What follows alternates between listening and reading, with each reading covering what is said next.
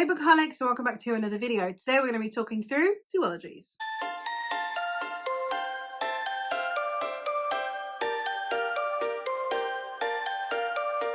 It's the year for duologies. There are two, not one, two, which makes sense, duology squares on the Fantasy bingo. So, of course, I'm going to talk through all of the duologies I can possibly think of physically. I have not actually looked through my digital TBR at all. Oops, oh well, it doesn't matter. We're going to be talking through duologies. These are all fantasy and sci-fi, magical realism, romantasy, my usual genres. I have not included companion novels. So, for example, the Innis Lear series by Tessa Gratton, the Mortal Follies series by Alexis Hall, where they are somewhat two separate stories that just happen to be set in the same world. I've not included those. These are all actual duologies. I'm going to try and get through these as quick as possible. So I'm going to give you some brief thoughts and the synopses because I have 10 that I have read and 6 that are on my TBR. So we're going to be here a while. Get cozy. Let's go. I have also tried to only include one per author. So there are a couple of authors here that do have more than one. I have gone with my favorite of those. The first one I'm going to talk about today is one that I mention quite frequently when I talk about duologies. These are arguably kind of companion novels, but you do need to read them in order, unlike the ones that I mentioned before that are companion novels where they're kind of like a standalone and it doesn't matter what order you read them in. These you do have to read in order. These also were going to be a trilogy, but the author sadly passed away before concluding the last book, and that is the Earthseed series by Octavia E. Butler, starting with The Parable of the Sower, and its sequel is The Parable of the Talents. I gave both of these books 5 stars. They are fantastic Afrofuturism dystopian sci-fi that talk about a world post a big epidemic, outbreak, apocalypse, and the way that we treat each other. We are following a young woman who can feel other people's pain, and the way that she then eventually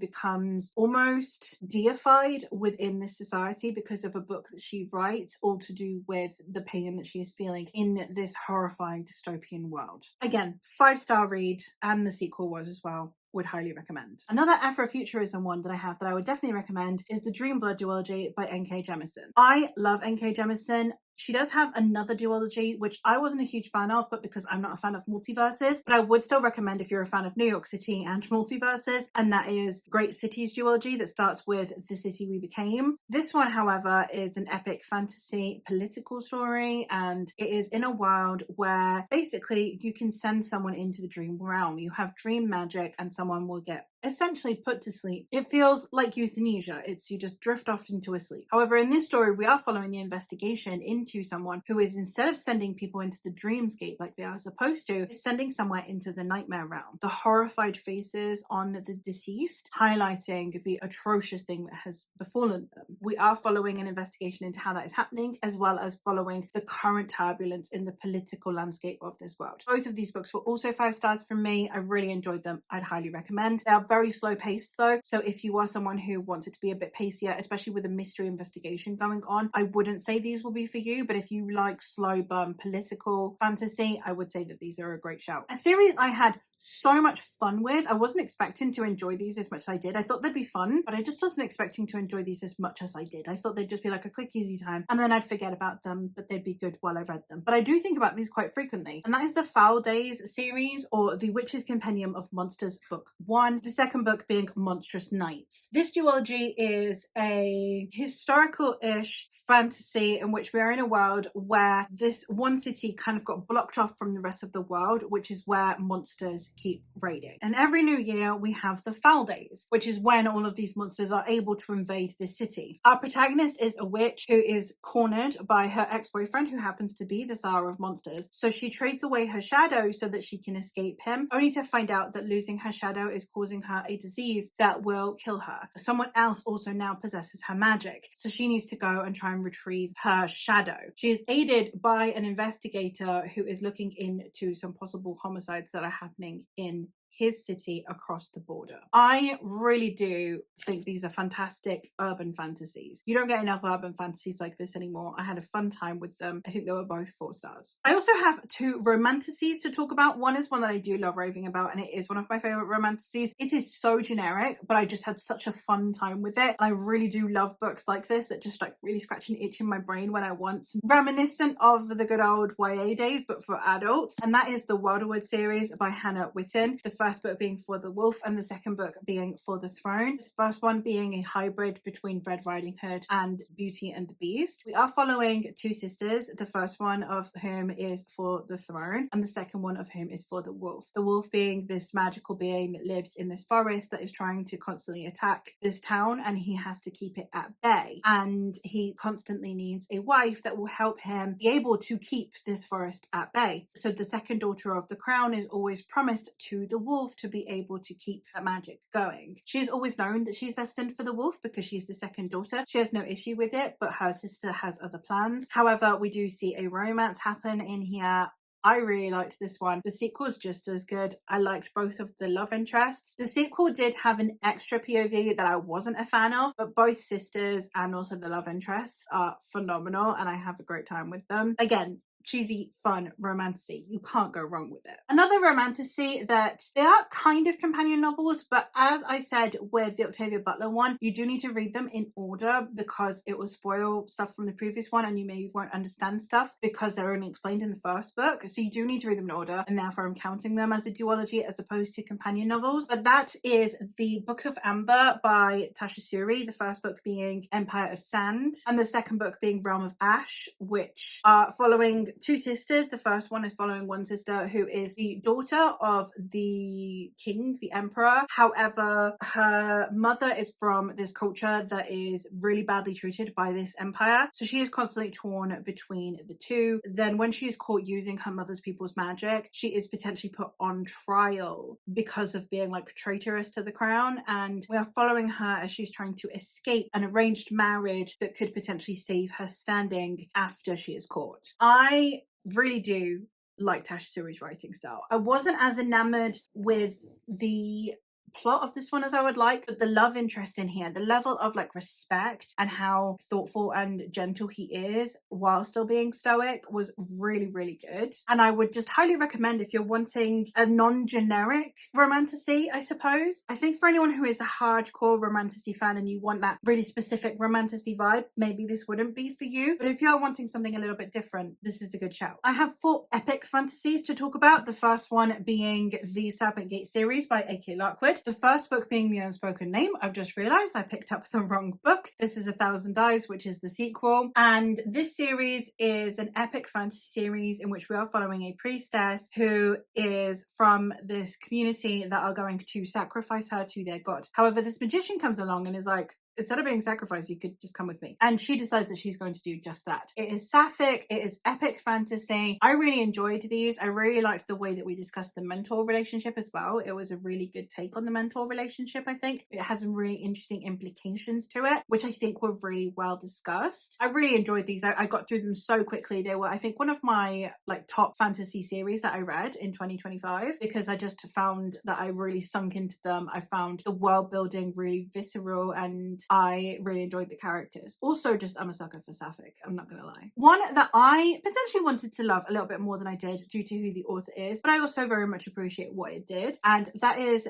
the Reindeer People series by Megan Lindham, the first book being The Reindeer People and the second book being Wolf's Brother. This is a historical fantasy which is set in prehistoric, I think, North America, I'm not sure, maybe Inuit people, and we are following a young woman who has just given birth to a child who seems to possess very strong magical powers, and it's how she is trying to protect him from the sort of mage of this community who really wants her son's powers, and how she does not want her son to be corrupted by him. I really loved the way that this depicted the mother son bond. It wasn't just this perfect, beautiful, all-consuming thing. And also the way that this man's manipulation is towards this son was also really fascinating. So while this wasn't a series that I particularly loved or felt very strongly about, it was one that I had a lot of appreciation for. And potentially if I'd gone in with less high expectations, because Megan Lindham is a pen name for Robin Hobb, who is the author of one of my favorite series, I think if I'd gone in with expectations of this just being any other author, I potentially would have liked it more. But because I went in expecting it to be a new favorite, I came out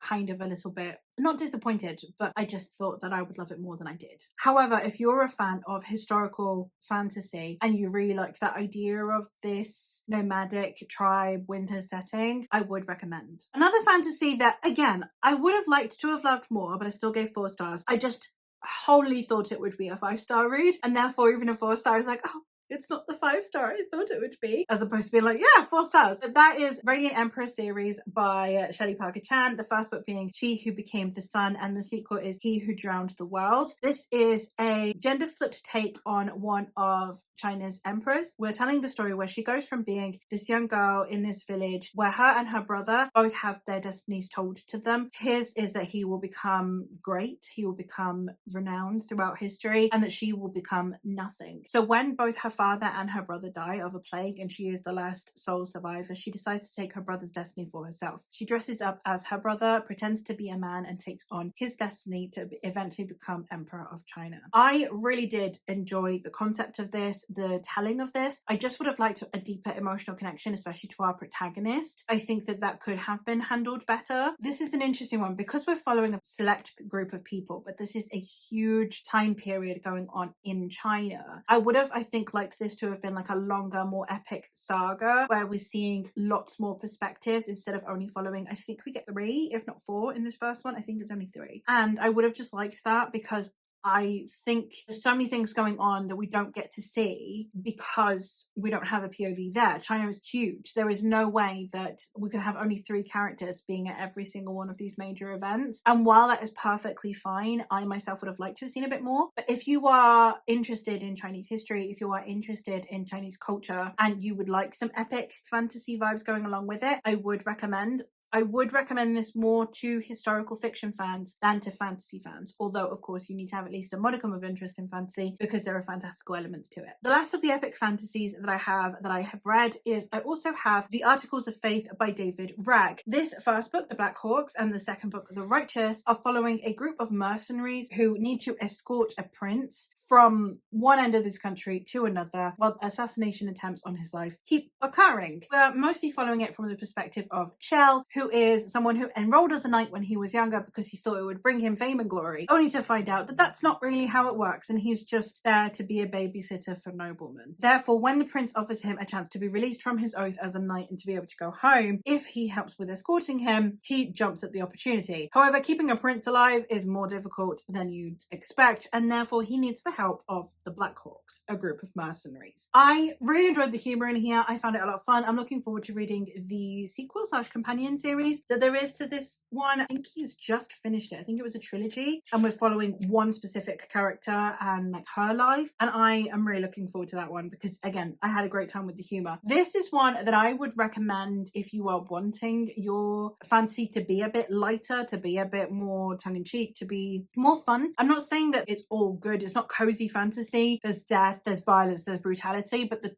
tone is light, and the levity of that tone then makes the book feel more fun, even though it's still dealing with a lot of the topics that you would see in your regular epic fantasy. I don't know how better to explain it. It's fun, but it's still epic fantasy. And the last one that I have to talk about a series that I have read is my sci-fi. And that one is, of course, the Texacolon Duology by Arcady Martin. Now, if you're not a fan of sci-fi, I would still recommend this if you are a fan of political fantasy, because this reads more like a political fantasy with a murder mystery to it than it does sci-fi. It's a sci-fi because of the setting. It is following the new ambassador from this small satellite that are still independent of this massive empire that kind of engulfs them. And this galactic empire has to have, obviously, an ambassador to advocate for this separate nation of people. Our new ambassador has this type of tech that should be be able to show all of the logs of their predecessor. However, they are 9 years out of date. Also, their predecessor seems to have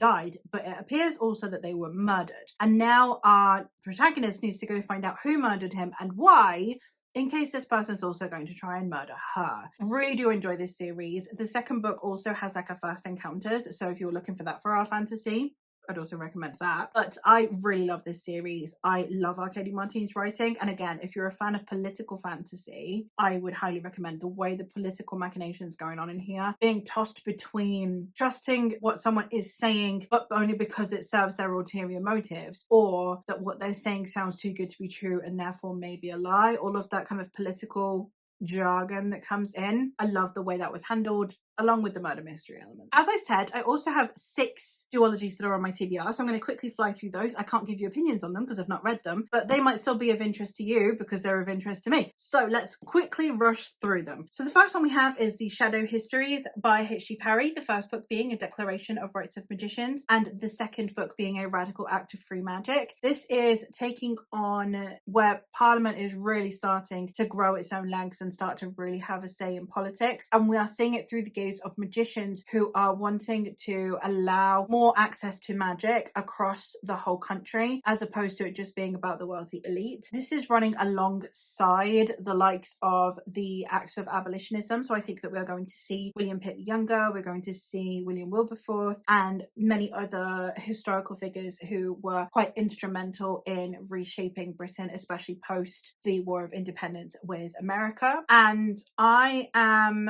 really excited to see how the politics of this time period are depicted through a magical lens, because I feel like the magic is going to be a stand-in for a lot of just people's rights in general. I really do like H.G. Parry's writing. I recently read The Scholar and the Last Fairy Door by this author and really enjoyed it, so I'm hoping that this one will pull through in all the same ways. Another political fantasy that I have is the Alamaxa duology by Hadir Elsbai, the first book being The Daughters of Istahar and the second book being The Weavers of Alamaxa. This is, I believe, a Sapphic suffragette Egyptian fantasy. I think it's inspired by historical Egypt, but we are following a somewhat suffragette-like movement, and we are following it from the perspective of 2 women who I think eventually end up in a sapphic romance. I'm not sure. The first one being a woman who got kind of like bartered off into marriage and hates her life, and the other is a poor bookseller who has magic. I don't know a huge amount more about this. I literally picked it up off of that tagline of Egyptian Sapphic suffragettes. Like, that is enough for me. And my friend Mare has read the first one and really recommends it and raved about it, so that's another point in its favor. I am hoping to get to this very soon, so hopefully I'll be able to give you more thoughts on it soon, but I'm very excited for this one nonetheless. A mythological one that I have that is a duology that is also part of like a larger series. There's also 2 duologies that are part of the same world. Kind of. It makes sense, I promise. We have the Loki duology by Joanne M. Harris, the first book being The Gospel of Loki and the second book being The Testament of Loki. And this is literally just 2 books that are following the life of Loki, the Norse god. I believe that this follows the first half is him infiltrating Asgard, becoming to be trusted amongst the Aesir, and then the second half I suspect is going to be him bringing about the downfall of Asgard. I am really excited to get to these, and also hopefully eventually get to its sequel series, which is the Moonmark series, which I think is following humans post potentially Ragnarok. I am really excited to see how Joanna M. Harris tackles Ragnarok as well. I think it's going to be a lot of fun, and of course getting Ragnarok from the perspective of Loki is always fun. The next one that I have is the Stormbringer duology by Gabriela Buba. This one is an anti-colonial duology in which we are following a young woman who, to outward appearances, is Sister Maria, who is one of the nuns in this convent and is faithful to these colonizers that have invaded her territory. I believe that it is supposed to be a take on the Spanish colonizing of the Philippines, if I'm not mistaken. And we are following her as she is pretending to be this pious nun. However, deep down, she is actually the chosen daughter of a goddess of storms, and it is about tearing down colonizers. Again, didn't need to know a huge amount more. Anti-colonial woman, goddess, yeah, sounds great. I'm really looking forward to it. I picked this up as soon as the second book came out, so hopefully I can actually prioritize and actually get to it now that I've picked it up as soon as humanly possible. Another one that I picked up not long after the second book came out, and that was a long time ago, and now it's been a while on my shelves and it really shouldn't have been, that is The Blood Trials by N.E. Davenport. This one is a Afro-futuristic dystopian fantasy, I believe. We're following a young woman in this very, very white supremacist society, and we are following her as her grandfather is one of the few people of color who managed to infiltrate into the higher echelons of this society. However, her grandfather passes away, so she enters into the blood trials to be able to secure her place amongst these people. However, then she gets told that it's possible that her grandfather was actually murdered and gets set on the investigation to find out what actually happened to her grandfather, who actually did it to him, and what that means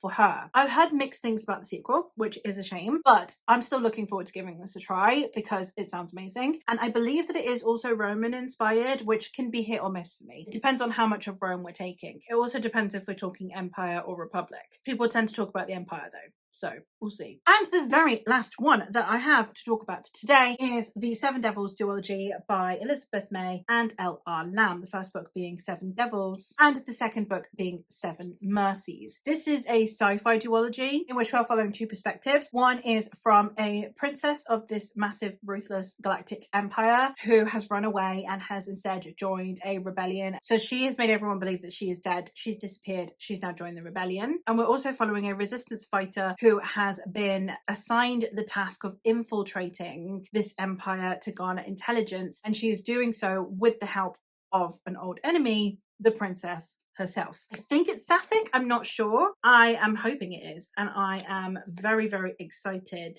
to see how I fare with this one. I think that there's more perspectives than that as well though, but I am unsure. I have read from L.R. Lamb before. I read Goldilocks, which I really liked. I read the Dragonfalls duology and didn't love it, so I'm hoping that I will still love this one. I've not read anything by Elizabeth May before, but I know that her Falconer series got taken up and was reprinted for adult instead of YA, so I might give that a go if I like this one. And there you have it. Those are 16 duologies for you to be getting on with. Surely there's something in there that you'll like. Let me know if there are any duologies that I haven't mentioned in this video that you would highly recommend based on my taste, based on what I seem to like. Also, let me know if you've read any of these and your thoughts on them. Let me know also what you are planning on picking up for both duology squares if you are doing our fantasy bingo. That is all from me for today. So thank you ever so much for watching, and I'll hopefully catch you in another one soon. Bye!